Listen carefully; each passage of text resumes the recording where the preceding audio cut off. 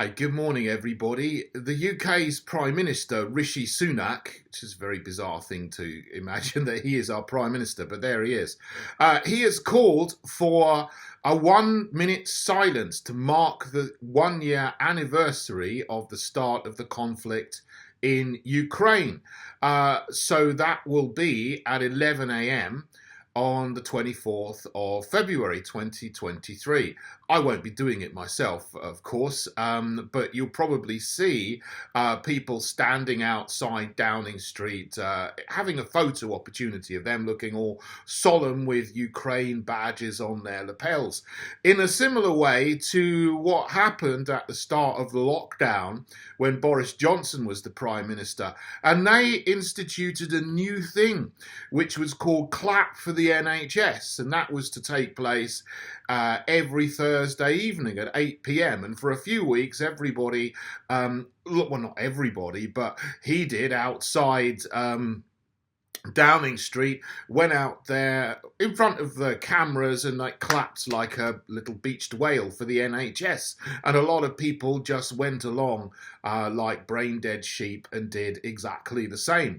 So what's going on here with the silence for Ukraine? It's a very similar thing to the clap for the NHS. They are inventing a new quasi-religious ritual for people to actually physically engage with the government's agenda.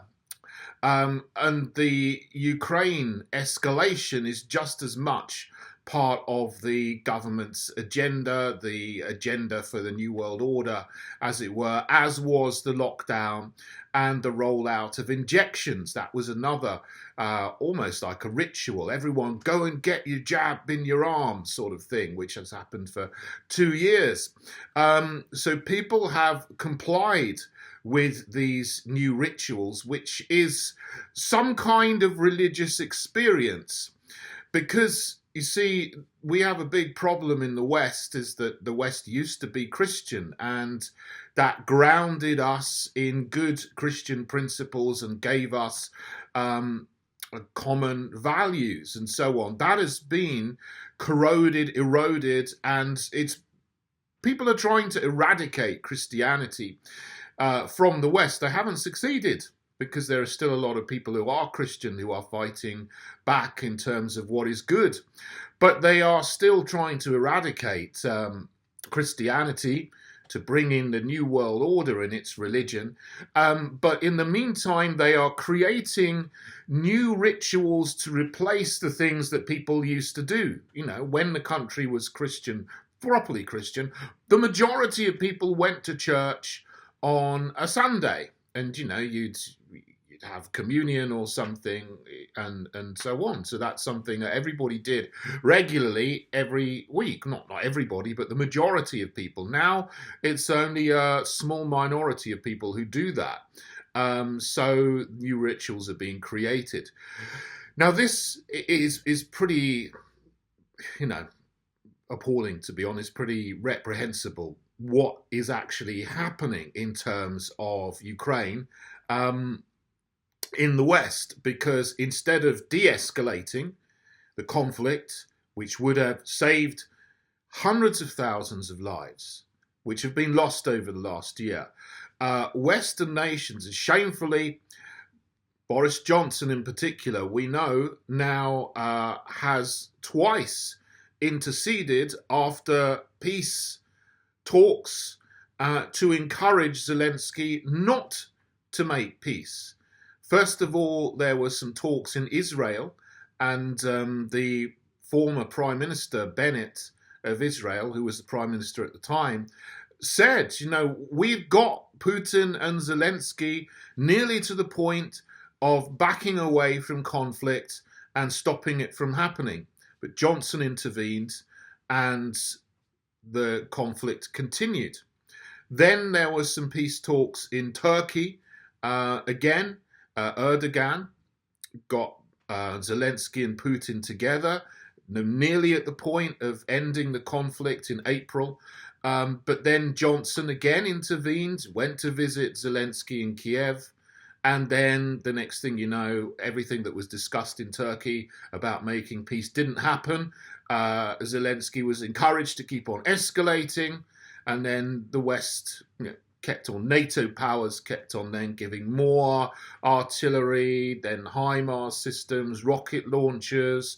Now they're talking about tanks and even talking about fighter jets, and even some people are talking about putting NATO boots on the ground. Well, there are essentially now NATO boots on the ground. They're not officially there, but they're people who have left their jobs as soldiers and then got jobs in private military contracting firms, and then they're there, essentially, pretending to be mercenaries and private, but essentially they've got all of the military experience of being in NATO army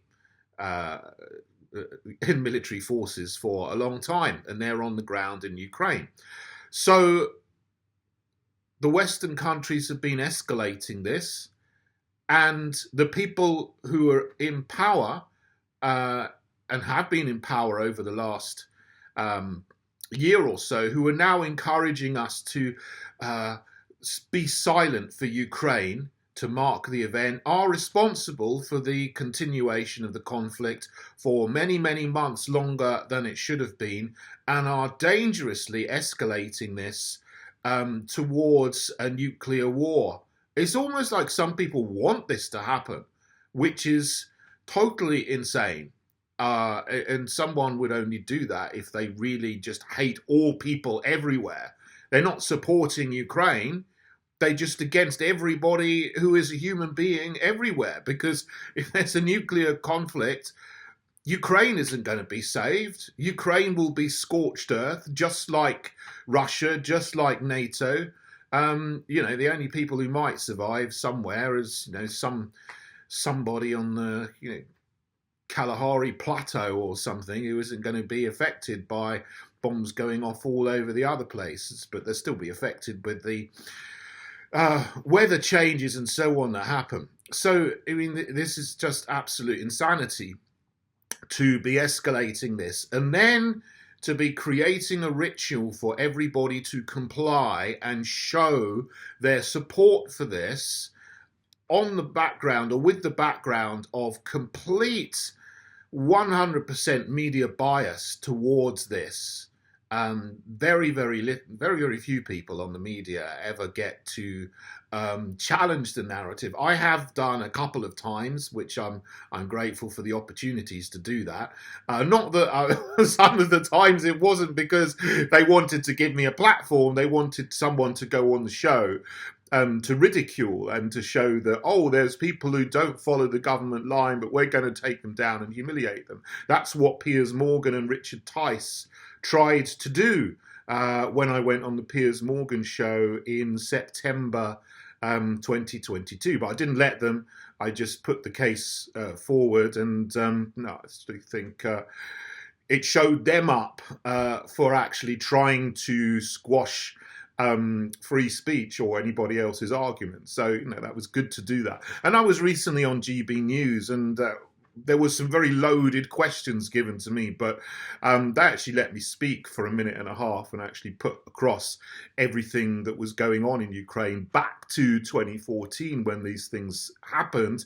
And actually it was the American deep state that instigated a coup in the first place in 2014 to put in a puppet that would bring Ukraine into the EU and NATO. That's what they wanted, as a bulwark, not as a bulwark, but as a bridgehead to try and then cause regime change in Russia and colonize Russia as well. That is what some people in the American deep state wanted. That is their long-term game plan, which is crazy. Why not just go along what we tried to do in the first half of the decade of the 2000s? There was the G7 became the G8. Russia was included in the top table of economic powers, and people were trying to make friends with Russia and bring Russia in, as a partner on equal terms. Why did we not try to continue down that road, which would have made for great peace and great prosperity and a genuine friendship in the future.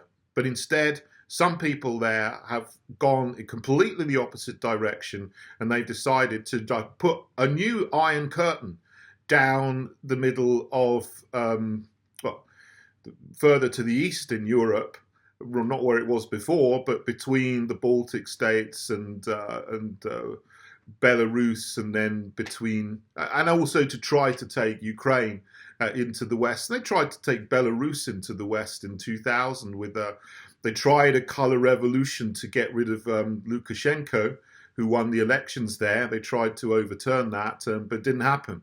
So they failed there. And the thing is that the Western NATO powers are failing in Ukraine because Russia is winning, and it's winning big.